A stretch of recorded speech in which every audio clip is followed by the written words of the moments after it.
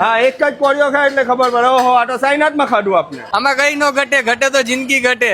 એ રંજેશ, એ આપીને મારી પાસે ફટાફટ. મજા આવી ને? બહુ જોરદાર મજા આવી છે. આ 5 નંબરની ગોટી આવી ગઈ, 5 નંબરની ચીજી ગઈ. કોણ કહે છે કે ભાઈ વરસાદની સિઝનમાં લોકો બહાર જમવા જવાનું ઓછું પસંદ કરતા હોય છે? અરે ભાઈ, એક વખત સાઈનાથ પાઉંભાજી એન્ડ પુલાવ સેન્ટર ભાડજની મુલાકાત લઈ લેજો. તમને આ જગ્યાએ શિયાળો હોય, ઉનાળો હોય કે ચોમાસું હોય કે પછી ભલે ને વરનો વચલો દિવસ હોય, આ જગ્યાએ તો કસ્ટમરોની ભીડ જોવા મળશે. અને ભાઈ મળે જ તને 35 કરતા વધારે એવી જોરદાર એકથી એક ચડિયાતી વેરાયટીઓ બનાવે છે કે જે આખા અમદાવાદની અંદર બીજે ક્યાંય નથી જડતી. તો પછી લોકો આવવાના જ તેને. અને એની અંદર તે ખાસ કરીને તમે આ જગ્યાએ રબડી પુલાવ અને ભેગી 3 નવી ભાજીની variety, paneer bhurji, tomato half fry અને ચીઝી ટ્રાય કરજો. ફૂલ મોજ પડશે. તો ભાઈ તમે ક્યારે આખા અમદાવાદની સૌથી વધુ વખણાતી પાઉંભાજી એટલે કે સાઈનાથ પાઉંભાજી એન્ડ પુલાવ સેન્ટરની મુલાકાત લ્યો છો?